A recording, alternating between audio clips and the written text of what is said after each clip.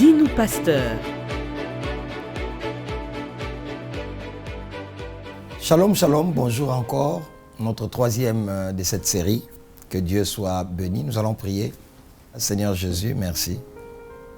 Alpha, Oméga, c'est toi. Conduis-nous. Saint-Esprit, souffle dans la maison et parle-nous. Glorifie-toi et ramène le cœur au bas de la croix. Travaille le caractère de Christ en nous. Au nom de Jésus. Amen. Voilà, nous sommes dans notre troisième série sur la connaissance de l'identité. Nous avions parlé dans les deux précédentes séries de Mardochée dans le livre d'Esther. Tout le monde se prosternait devant Aman, Esther 3. Mais la Bible dit que Mardochée ne se prosternait pas parce qu'il était juif. Et Mardochée avait pris une résolution. Nous avions dit que celui qui a la connaissance de son identité ne tâtonne pas dans ce qu'il fait. Mardochée avait pris une résolution, verset 4 d'Esther 3. Une résolution est une ferme décision. Ce n'est pas une décision, mais une ferme décision. Quand on se connaît, on prend de fermes décisions. Je ne me prosternerai pas devant Aman parce que nous avions dit qui je suis détermine ce que je fais.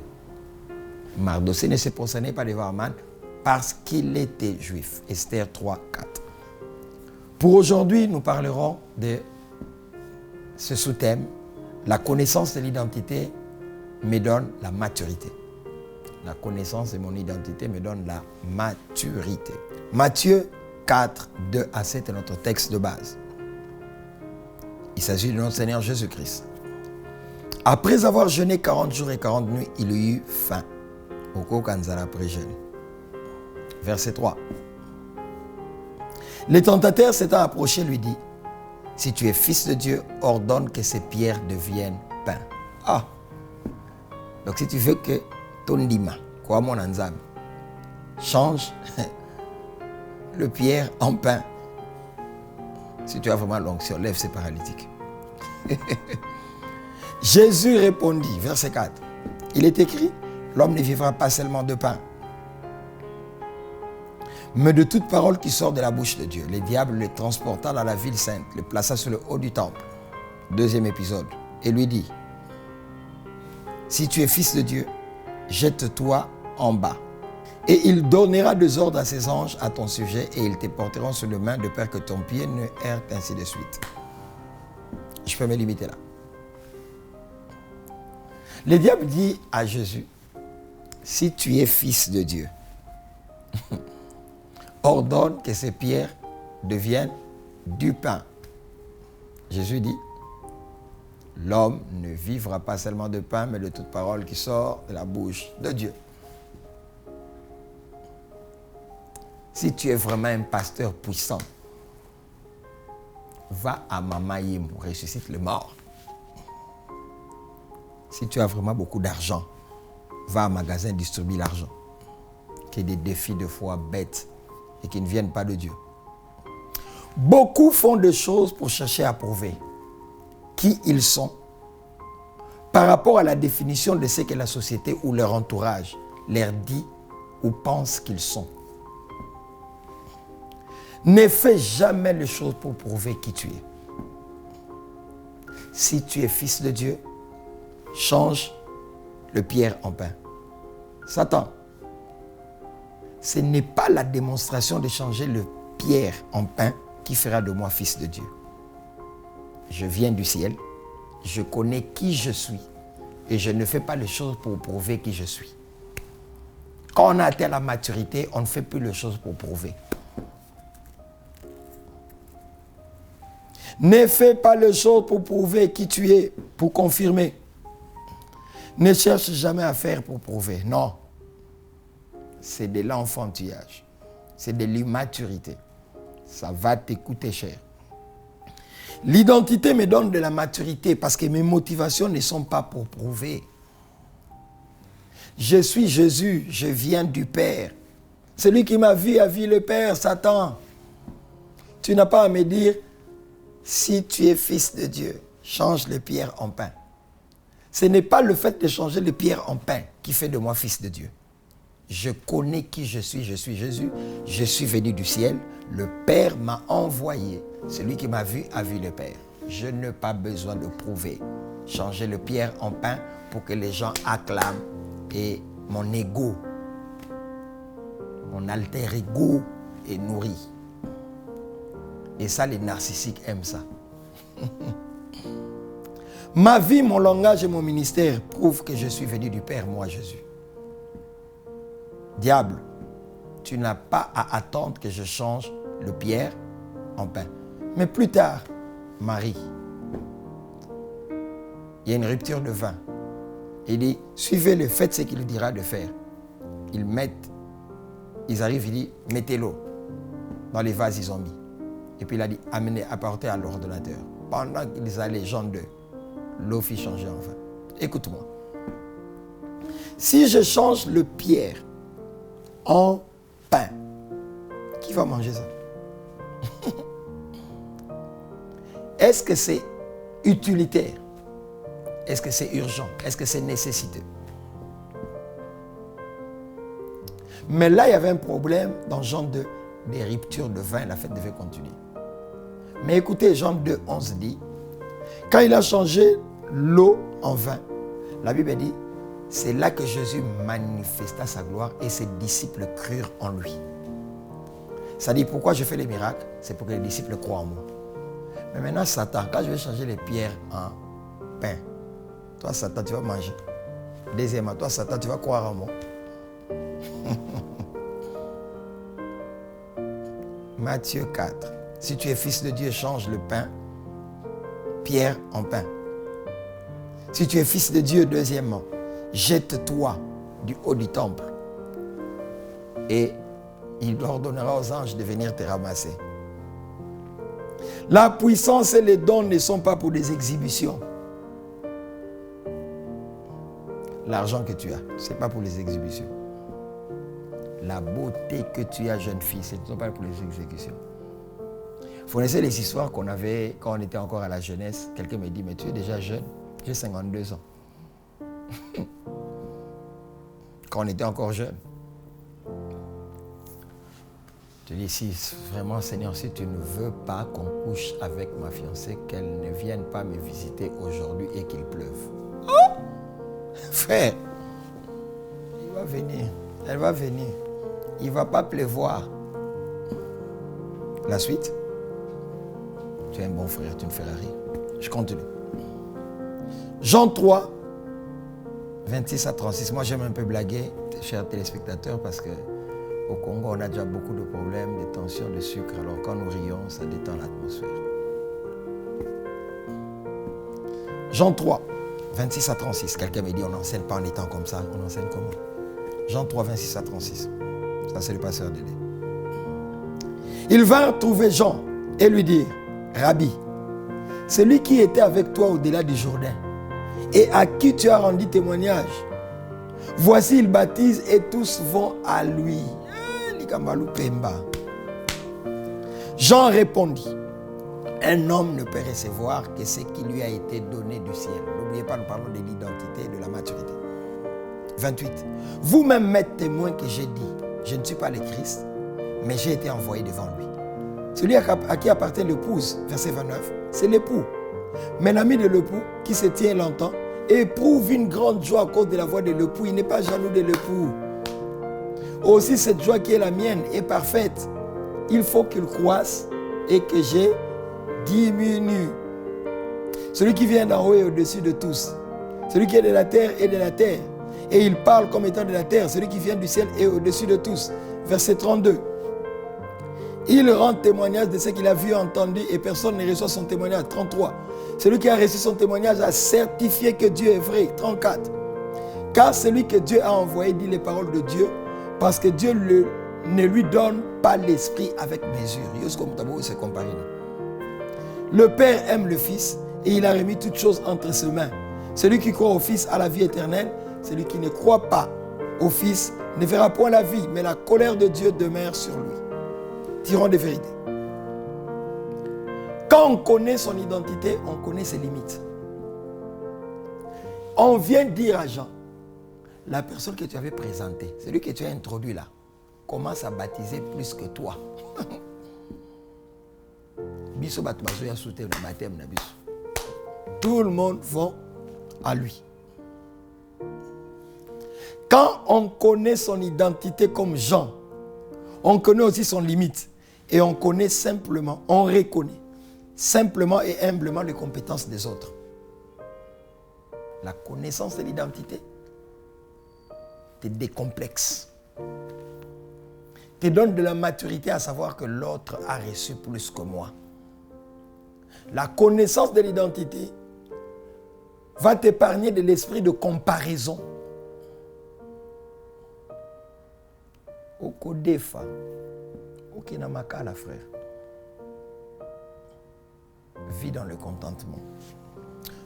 Quand on connaît son identité, on connaît ses limites et on reconnaît simplement et humblement les compétences des autres.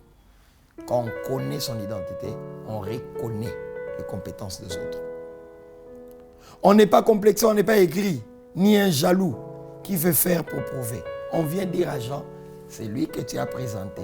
C'est lui à qui tu as montré la photographie. Tu lui as appris la photographie.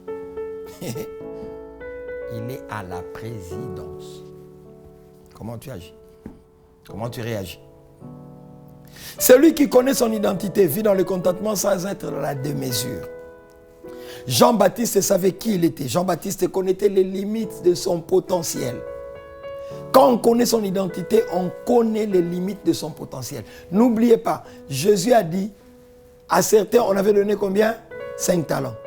À d'autres, 2. À un autre, 1. Bien-aimé, celui qui a reçu des talents, même s'il fournissait les mêmes efforts que celui qui a reçu 5 talents, le 100% des 5 talents, c'est 10. Et le 100% des 2 talents, c'est 4. Donc, Kobe la nuit estomac Théo, tu gêné le même nombre de jours. Qui est Jean-Baptiste et qui est Jésus? Et que chacun soit sur son couloir. Quand quelqu'un connaît son identité, il opérera certainement à un haut niveau de lucidité spirituelle qu'il saura s'effacer et s'arrêter quand il faut s'effacer. Jean-Baptiste faisait l'actualité. Les foules venaient dans le désert. Mais quand Jésus vient et Jésus les présente, Jean-Baptiste le présente, Jésus commence son ministère, impact. Et Jean-Baptiste reconnaît la grandeur de Jésus. Est-ce que tu reconnais la grandeur des autres? Est-ce que tu reconnais la primauté des autres? Est-ce que tu sais rester à ta place? Pour rien. Jean-Baptiste s'est arrêté alors que celui qui faisait l'actualité avec le foule, qui le suivait au désert. Mais il a su dire, je ne suis pas digne de délier ses courroies. Celui qui a dit, voici l'agneau de Dieu, n'a pas eu peur de s'effacer pour faire place à l'autre.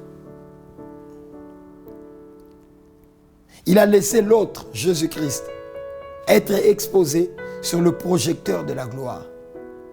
Il n'a pas fait ombrage à Jésus. Alors qu'ils opéraient dans les mêmes domaines, sur la même scène. Savoir présenter un autre, alors que tous les regards sont braqués sur nous, est un signe de maturité. Savoir que j'ai reçu 2 talents et que l'autre a reçu 5 me préservera du forcing.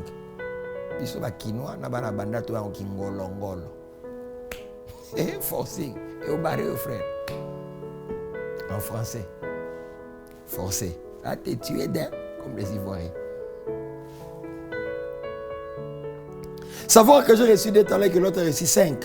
Et qu'en conséquence, on ne peut pas prétendre aux mêmes objectifs ou au même rendement est important. Le 100% des 2 talents, c'est 4. Alors que le 100% des 5 talents, c'est 10. Retenez ceci. Quand on a la connaissance de son identité, on opère dans l'originalité, dans l'authenticité et on n'est pas dans la falsification. Quand on a la connaissance de son identité, Jean-Baptiste a dit, je suis la voix qui crie dans les déserts. Je suis la voix qui prépare la venue du Seigneur. Quand on connaît son je suis, on connaît les limites aussi de sa saison. la pema ya pema. Ce que je le vois quand un pasteur a rappelé. Retenez ceci. La connaissance de son identité fait qu'on opère dans l'originalité, dans l'authenticité et sans falsification. On n'est pas dans les forcings ni dans des fabrications qui risquent de te donner d'atterrir à la maternité de frustration. Tu connais la maternité de frustration?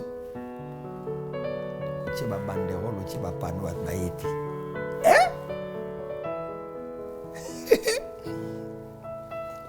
Quand on se connaît, on est vrai, on n'est pas dans les forcings. Jean 1, 19 à 27 et 29 à 31. Lisons. Voici les témoignages des gens lorsque les Juifs envoyèrent de Jérusalem des sacrificateurs et des Lévites pour lui demander, toi, qui es-tu? Il déclara et ne nia point. Il déclara qu'il n'était pas le Christ. Donc les gens attendent qu'ils disent, je suis le Christ. Parce qu'au vu des réalisations, tout le monde dit, mais n'est-ce pas le Christ? 20 de Jean 1. Il déclara et ne le nia point. Ouvrons nos Bibles, lisons. Il déclara qu'il n'était pas le Christ. 21, ils lui demandèrent, quoi donc? Es-tu Élie? Et il dit, je ne le suis point, parce que je sais qui je suis. Es-tu le prophète? Et il répondit, non. 22. Ils lui dirent alors, qui es-tu? Afin que nous donnions une réponse à ce que nous ont envoyé. Que dis-tu de toi-même? Je te pose la question, toi qui me suis. Que dis-tu de toi-même? 23. Moi, dit-il, je suis... Aïe, aïe, aïe, j'aime quand quelqu'un dit je suis. Je suis, c'est une formule de présentation identitaire. Il dit, je suis la voix de celui qui crie dans les déserts. Aplanissez les chemins du Seigneur, comme a dit Ésaü, le prophète. 24. Ceux qui avaient été envoyés étaient des pharisiens. 25. Ils lui firent encore cette question. Pourquoi donc baptises-tu si tu n'es pas le Christ, ni Élie, ni le prophète? 26. Jean leur répondit, moi, je baptise d'eau. Mais au milieu de vous, il y a quelqu'un que vous ne connaissez pas, qui vient après moi. Je ne suis pas digne de délier le courroie de ses souliers. Le lendemain, il vit Jésus venant à lui et il dit, voici l'agneau de Dieu qui ôte les péchés du monde. C'est celui dont je vous ai dit, après moi vient quelqu'un qui m'a précédé car il était avant moi. Je ne le connaissais pas, mais c'est afin qu'il fût manifesté à Israël que je suis venu baptiser d'eau. Bien-aimé, quand tu connais qui tu es, tu ne seras jamais dans les comparaisons. Okotie la bato bakale te. Okotie la bato poison te. En lingala. Tu ne mettras pas le poison. Quand tu connais qui tu es, tu sauras que moi je fais 5 ans et puis je dépose. Quand tu sais qui tu es, il dit, je suis la voix de celui qui crie dans les déserts. Celui qui connaît qui il est ne souffrira pas de crise identitaire. Il fera ce qu'il doit faire. Et il ne sera pas jaloux du Christ, étant Jean-Baptiste, quand il verra Christ en train de baptiser plus que lui. Nous avons beaucoup de problèmes. Il y a beaucoup de batailles. Parce que plusieurs ne connaissent pas qui ils sont. Et voilà l'esprit de comparaison. Et voilà le cœur en vie. Et nous sommes dans des vices. Je vais encore parler d'Esther. Esther 3.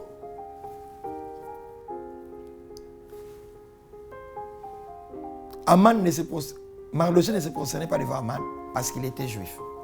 Qui je suis détermine ce que je fais. N'oubliez pas ça pendant cet enseignement. La connaissance de mon identité me donne de la personnalité. Esther 2, 10 à 11 et 17 à 22, vous lirez calmement. Esther est encore chez Mardoché. Mardoché lui dit, là où tu vas en compétition, ne dis pas que tu es ma nièce. Garde ça. Moi, je sais que tu es juif, mais ne dis pas. Parce que tout le monde sait que moi, je suis juif. Mais Esther, tu es juif. Tu es juive. Esther 4. L'édit est déjà voté dans Esther 3. On doit tuer tous les juifs à un jour fixé. La ville de Suse est en ébullition. Les juifs sont coincés. Esther 4, ils prennent les sacs, ils se mettent à terre, ils se lamentent et ils prient. Les juifs. Et pendant que les juifs sont perdus, Mardoché envoie un message à sa nièce Esther qui est au palais royal. Quand l'officier qui était auprès de Mardoché, d'Esther, est venu dire à Esther, ton oncle est dehors, il a porté les sacs.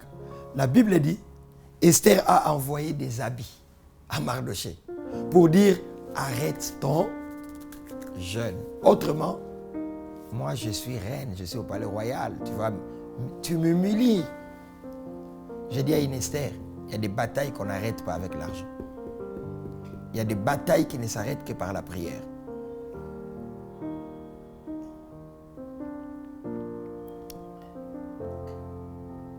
Esther 4, 13 à 14. C'est là le nœud du problème. Mardoché fit répondre à Esther, ne t'imagine pas que tu échapperas celle d'entre tous les juifs. Autrement, petite, bilinga palais royal et identité, tu es juif. Que les plaisirs, que les laits, que l'ivresse de la royauté, de la gloire, ne te fasse pas oublier, Esther, que tu es juive. Esther 4, 13 à 14. Mardoché fit répondre à Esther, ne t'imagine pas que tu échapperas seul d'entre tous les juifs, parce que tu es dans la maison du roi. 14. Car si tu t'étais maintenant, les secours et la délivrance surgiront d'autre part pour les juifs. Toujours l'identité. Et toi et la maison de ton père, vous périrez. Et qui sait si ce n'est pour un temps comme celui-ci que tu es parvenu à la royauté. Écoutez, dans la vie, l'élévation, la gloire et les délices du palais peuvent faire oublier à un homme les vraies raisons ou les objectifs pour lesquels le Seigneur l'a amené à la royauté. Il y a un édit qui est voté, on doit tuer, le sang doit couler. Le sang va bientôt couler. Mais Esther envoie des habits. Je viens parler à quelqu'un. La connaissance de ton identité va te donner de te relever et d'agir comme tu devrais agir. Le verset 13, quand Mardoché dit à Esther, ne t'imagine pas que tu échapperas seul d'entre les Juifs, parce que tu es dans la maison du roi. C'est une redéfinition identitaire. C'est-à-dire, Mardoché réveille la mémoire d'Esther. C'est une redéfinition de l'identité. Il lui dit, fais attention, tu es juif. Si on tue tout le monde, malgré que tu es au palais royal, toi aussi tu vas te mourir. Et verset 14 ensuite, le patriarche Mardoché lui rappelle sa mission. Il lui dit, qui sait si tu as été élevé pour des temps comme ceci pour que tu sauves la nation. Il est important que nous ayons des gens qui viennent, nous redéfinir, nous redire ce que nous sommes, c'est ça l'identité, et nous fixer les objectifs attachés à notre élévation. La connaissance de qui on est, ou la redéfinition identitaire, quand on vit dans la gloire, s'impose dans la vie. Esther, que le lucre, que la gloire, que les fastes du palais royal ne te fassent pas oublier, 1, que tu es juif, 2, que tu as cette position-là pour sauver tous les juifs. Pourquoi Dieu t'a béni dans cette famille? Pourquoi Dieu t'a élevé dans cette nation? pourquoi tu es élevé parmi ceux de ton ethnie.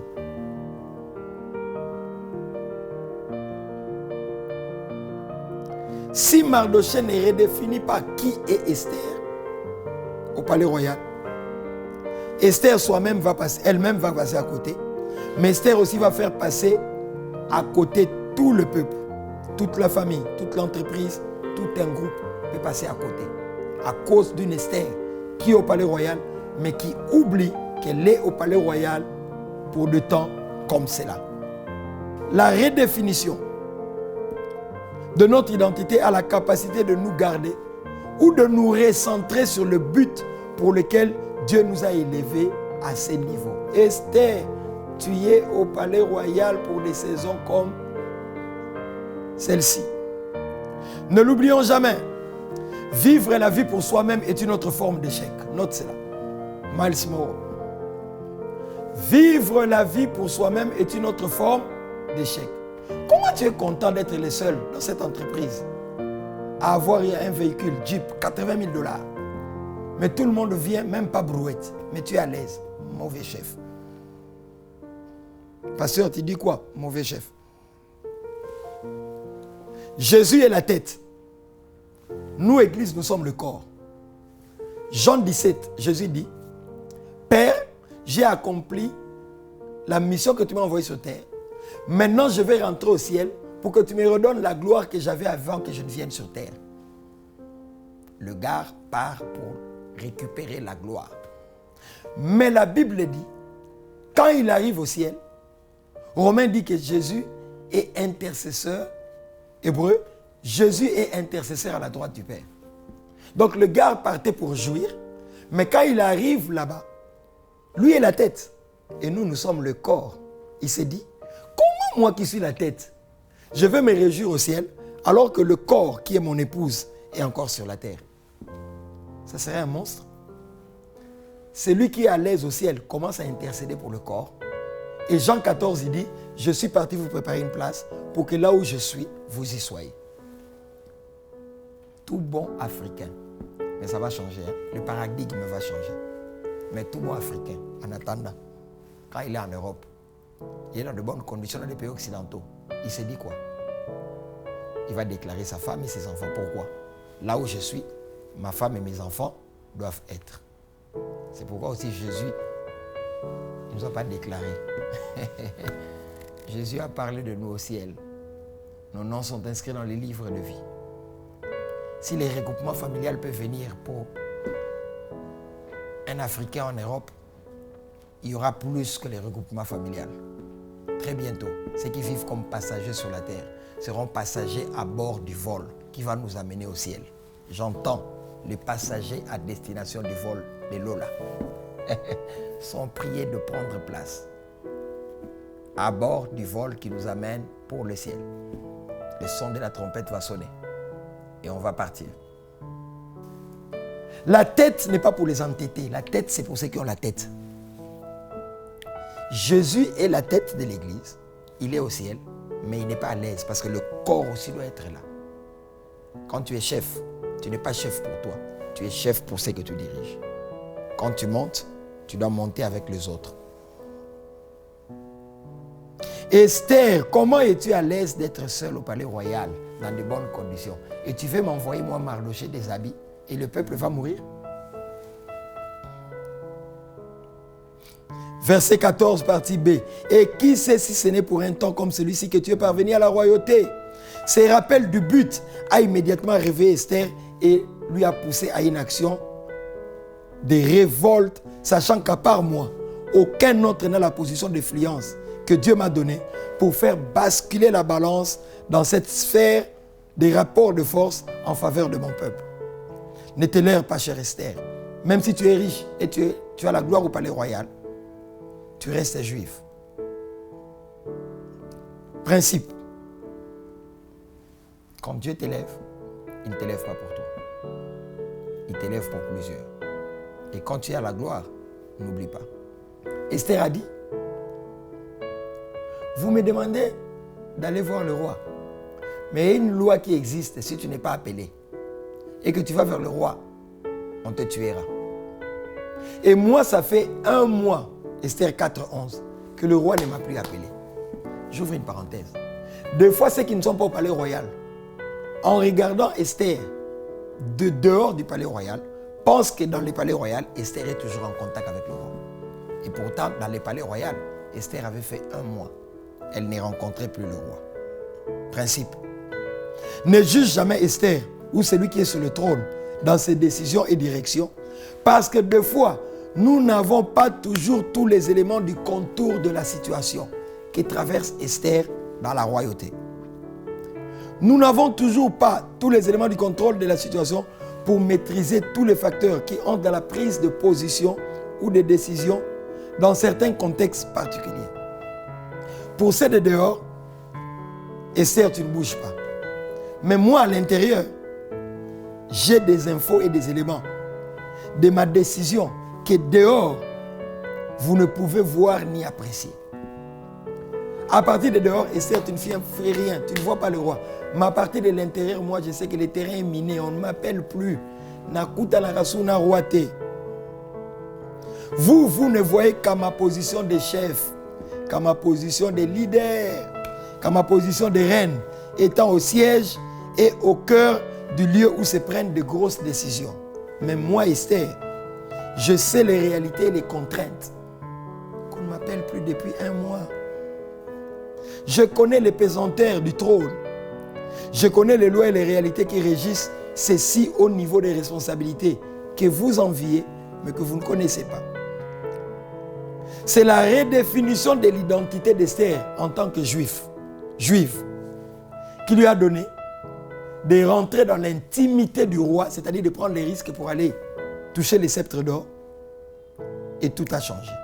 Je clôture en disant, quand on accède à la redéfinition de son identité, l'intimité avec le roi pour la reine Esther a été restaurée. Et toute intimité dans la totalité nous donne l'autorité. On lui avait donné les bâtons. Soyez bénis, que Dieu vous bénisse, que nos cœurs soient à Jésus. Ne force pas, ne fais pas les choses pour prouver. La maturité, c'est reconnaître que Jésus est plus que Jean-Baptiste. Que Dieu nous bénisse.